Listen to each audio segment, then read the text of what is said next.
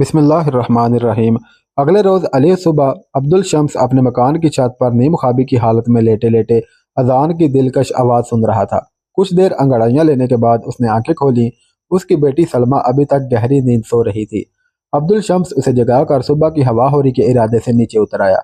ابو الحسن کے ساتھی شبنم آلود گھاس پر چادریں بچھا کر اس کے پیچھے صف بستہ کھڑے تھے۔ ابو الحسن نے نہایت دلکش آواز میں سورہ فاتحہ کے بعد چند آیات تلاوت کی۔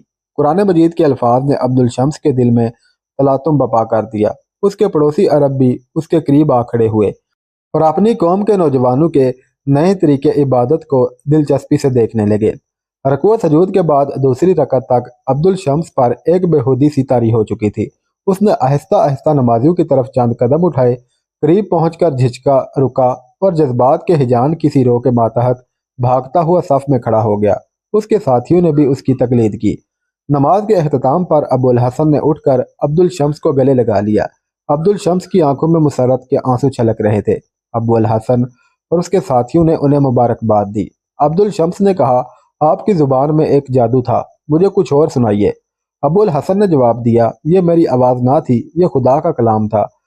عبدالشمس نے کہا، بے شک یہ کسی انسان کا کلام نہیں ہو سکتا، سنائیے مجھے۔ ابو الحسن نے اپنے ایک ساتھی طلحہ کی طرف اشارہ کیا۔ طلحہ قرآن کا حافظ تھا۔ عرب اس کے ارد گرد بیٹھ گئے۔ طلحہ نے سورہ یاسین کی تلاوت کی۔ قرآن مجید کے مقدس الفاظ اور طلحہ کی دل گداز آواز سے عبدالشمس اور اس کے ساتھیوں پر رکت طاری ہو گئی۔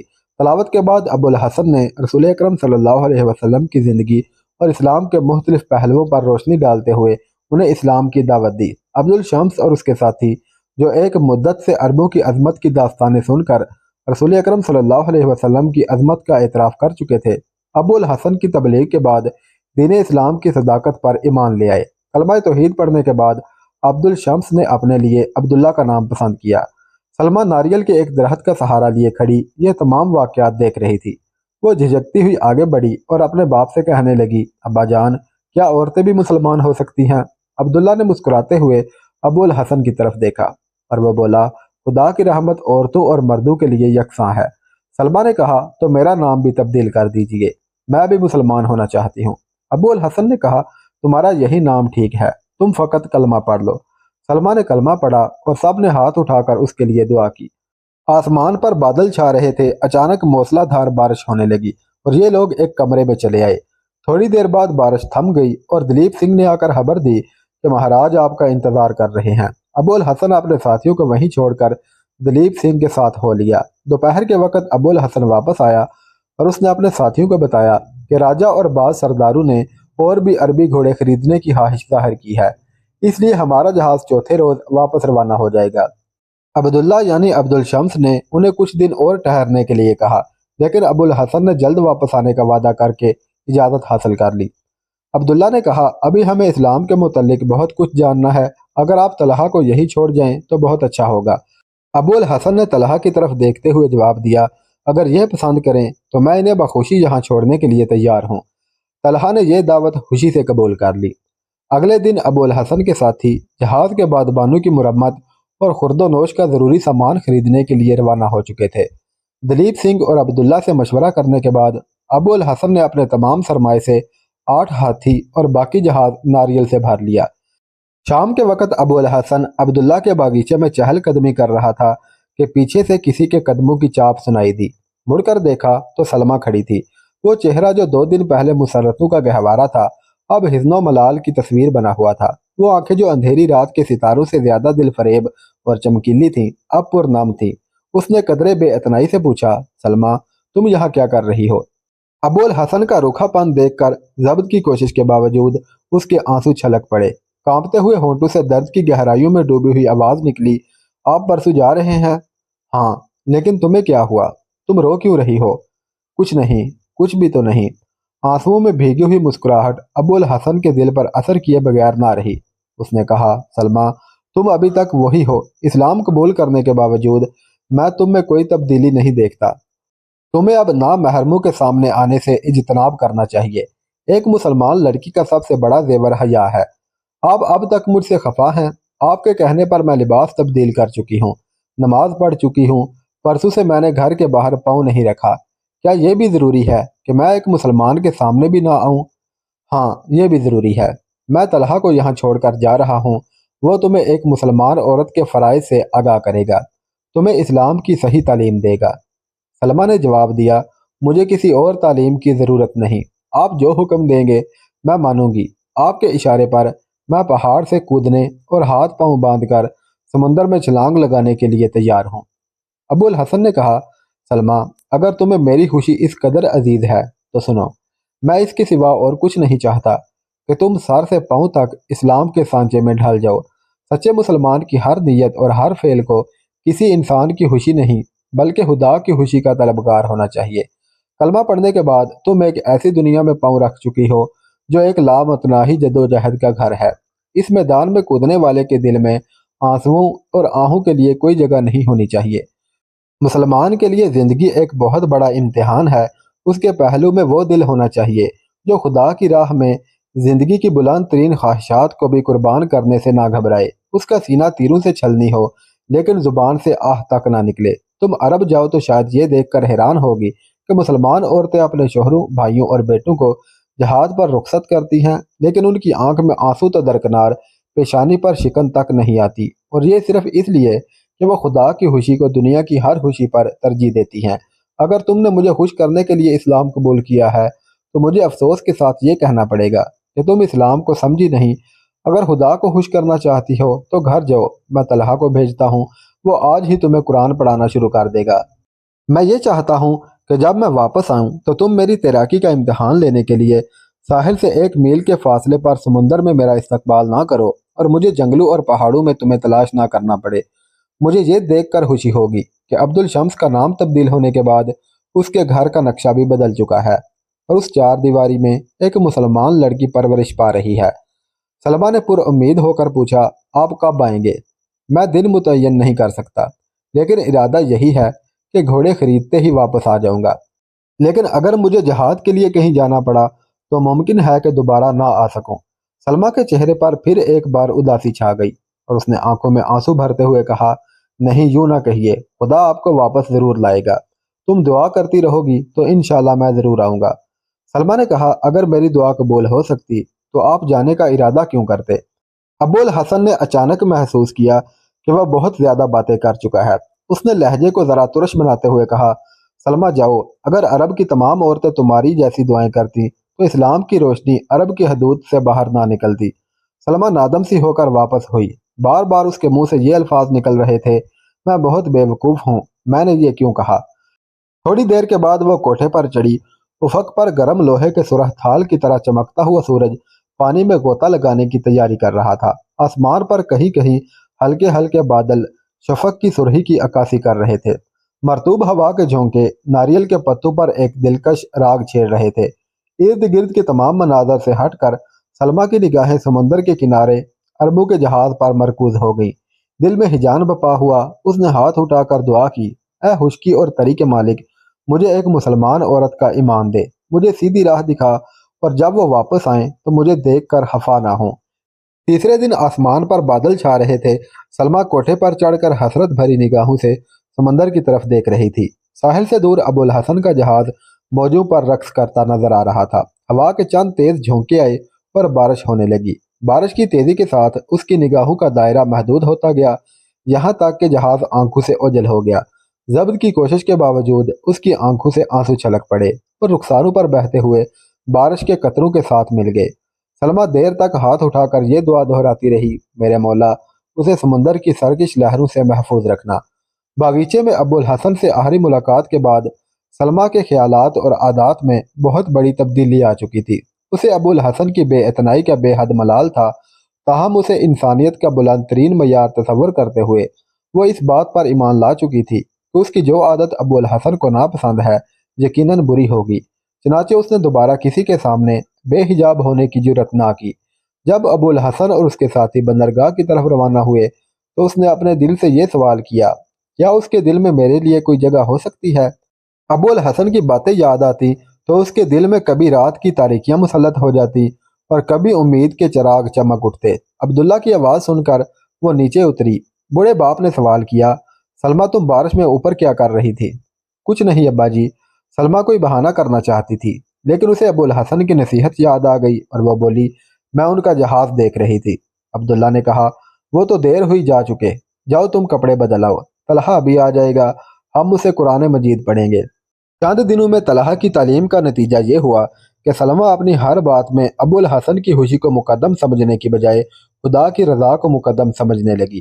تاہم ہر نماز کے بعد اس کی سب سے پہلی دعا ابو الحسن کے لیے ہوتی تھی۔ 6 مہینے گزر گئے، ابو الحسن کی کوئی خبر نہ آئی۔ سلمہ کی اداسی بے چینی میں تبدیل ہونے لگی۔ وہ صبح شام مکان کی چھت پر چڑھ کر سمندر کی طرف دیکھتی۔ بندرگاہ کی طرف آنے والا ہر نیا جہاز اسے دور سے ابو الحسن کی آمد کا پیغام دیتا۔ وہ اپنے خادم کو دن میں کئی بار بندرگاہ کی طرف بھیجتی۔ جب وہ مایوس نگاہوں کے ساتھ واپس آتا تو وہ بے قرار سی ہو کر پوچھتی، کیا تم نے اچھی طرح دیکھا؟ ممکن ہے ان میں کوئی عرب بھی ہو؟ خادم جواب دیتا کہ وہ فلاں جگہ سے آیا ہے، میں پوری طرح چھان بین کر کے آیا ہوں۔ ان میں ایک بھی عرب نہ تھا۔ وہ امید و وہم کے سمندر میں غوطے کھانے والے انسان کی طرح تنکو کا سہارا لیتی اور کہتی، یہ تم نے ملاحوں سے پوچھا ہوتا، ممکن ہے انہوں نے راستے میں کسی بندرگاہ پر عربوں کا جہاز دیکھا ہو یا ان کے متعلق سنا ہو۔ خادم پھر بھاگتا ہوا بندرگاہ جاتا۔ سلمہ کی امنگیں پرانی امیدوں کے کھنڈروں پر نئی امیدوں کا محل کھڑا کر لیتی۔ بوڑھے نوکر کا افسردہ اور ملول چہرہ پھر وہی حوصلہ شکن خبر لاتا اور سلمہ کی امیدوں کا محل دھڑام سے نیچے آ گرتا۔ ہر صبح وہ اپنے دل میں امید کے چراغ روشن کرتی۔ جب سورج سمندر کی لہروں میں چھپ جاتا تو یہ چراغ بھی بجھ جاتے۔ اس کے دل کی دھڑکنیں آہوں اور آنسوؤں میں تبدیل ہو جاتی۔ مدت تک طلحہ یا اپنے باپ میں سے کسی پر بھی اس نے اپنے دل کا حال ظاہر نہ ہونے دیا، لیکن ایک شام سلمہ کے طرز عمل نے ان دونوں کو شبہ میں ڈال دیا۔ باہر موسلا دھار بارش ہو رہی تھی۔ طلحہ اور عبداللہ برآمدے میں بیٹھے باتیں کر رہے تھے۔ سلمہ ایک کمرے کے دریچے کے سامنے بارش کا منظر دیکھ رہی تھی۔ باتوں باتوں میں ابو الحسن کا ذکر آ گیا۔ عبداللہ نے کہا، خدا جانے وہ اب تک کیوں نہیں آئے، 8 مہینے ہو گئے ہیں۔ طلحہ نے کہا، اگر خدا نے اسے سمندر کے حوادث سے محفوظ رکھا ہو تو اتنی دیر تک اس کے واپس آنے کی وجہ یہی ہے کہ وہ کہیں جہاد پر چلا گیا ہے۔ عبداللہ نے کہا، آج مجھے دلیپ سنگھ نے بتایا ہے کہ یہاں سے کوئی 30 میل کے فاصلے پر مالابار کا ایک جہاز غرق ہو چکا ہے۔ صرف ایک کشتی 5 آدمیوں کو لے کر یہاں پہنچی ہے۔ طلحہ نے پوچھا، اس پر کتنے آدمی تھے؟ شاید 20 تھے۔ جہاز بہت بڑا تھا اور اس پہ تجارت کا بہت سا مال تھا۔ ملاح منزل کو قریب دیکھ کر بے پرواہ ہو گئے اور جہاز ایک چٹان سے ٹکرا کر پاش پاش ہو گیا۔ سلمہ پاس کے کمرے میں بیٹھی ہوئی اپنے خیالات میں محو تھی۔ اس نے فقط آخری فقرہ سنا اور ایک لمحے کے لیے اس کی رگوں میں خون کا ہر قطرہ منجمد ہو کر رہ گیا۔ برآمدے سے پھر عبداللہ کی آواز آئی، یہ چٹانیں بہت خطرناک ہیں، ہر سال ان کی وجہ سے کوئی نہ کوئی جہاز غرق ہو جاتا ہے۔ یہاں کے باشندوں کا خیال ہے کہ یہ چٹانیں سمندر کے دیوتا کے مندر ہیں۔ یہ سنتے ہی سلمہ کی رگوں میں ایک غیر معمولی ارتعاش پیدا ہوا۔ وہ اٹھی اور اپنے کمرے سے نکل کر باپ کے سامنے آ کھڑی ہوئی۔ اس کا دہشت زدہ چہرہ اور پتھرائی ہوئی آنکھیں دیکھ کر باپ نے پوچھا، بیٹی تمہیں کیا ہوا؟ کچھ دیر جذبات کی شدت کی وجہ سے سلمہ کے منہ سے کوئی آواز نہ نکلی۔ رنج و کرب کی گہرائیوں میں ڈوبی ہوئی نگاہیں یہ کہہ رہی تھی کہ جو کچھ تم مجھ سے چھپانا چاہتے ہو میں سن چکی ہوں۔ طلحہ نے حیران ہو کر پوچھا، کیوں بیٹی کیا بات ہے؟ سلمہ کے بھینچے ہوئے ہونٹ کپکپائے، تھرائی ہوئی آنکھوں پر آنسوؤں کے باریک پردے چھا گئے۔ اس نے کہا، یہ بتائیے کب ڈوبا ان کا جہاز؟ آپ کو کس نے بتایا اور آپ خاموش کیوں ہیں؟ خدا کے لیے کچھ کہیے، میں بری سے بری خبر سننے کے لیے تیار ہوں۔ ہچکیوں اور آہوں کی شدت اس کی آواز کے تسلسل کو توڑ رہی تھی۔ عبداللہ نے پریشان سا ہو کر جواب دیا، بیٹی ہم مالابار کے ایک جہاز کا ذکر کر رہے تھے، آج دلیپ نے مجھے بتایا تھا، لیکن سلمہ نے باپ کا فکرہ پورا نہ ہونے دیا۔ نہیں، آپ مجھ سے چھپانا چاہتے ہیں، مجھے جھوٹی تسلیاں نہ دیں۔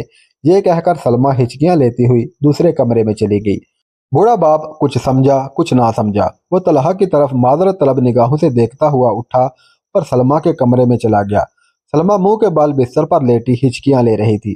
بوڑھے باپ کا دل بھر آیا اور اس نے قریب بیٹھ کر سر پر ہاتھ پھیرتے ہوئے کہا، بیٹی کیا ہو گیا ہے تمہیں؟ سلمہ اٹھ کر بیٹھ گئی، آنسو پونچھے اور ہچکیاں ضبط کرتے ہوئے جواب دیا، کچھ نہیں ابا جان، مجھے معاف کیجئے، آئندہ آپ مجھے کبھی روتے نہیں دیکھیں گے۔ لیکن رونے کی کوئی وجہ بھی تو ہو، ایسی خبریں تو ہم روز سنا کرتے ہیں۔ آخر مالابار کا ایک جہاز غرق ہو جانے کی خبر میں کیا خصوصیت تھی؟ سلمہ نے غور سے اپنے باپ کے چہرے کی طرف دیکھا اور قدرے مطمئن ہو کر بولی، آپ سچ کہتے ہیں؟ عبداللہ نے برہم ہو کر کہا، آخر مجھے جھوٹ کہنے کی کیا ضرورت تھی؟ آج تک تم نے میری کسی بات پر شک نہیں کیا۔ اگر مجھ پر یقین نہیں آتا تو طلحہ سے پوچھ لو۔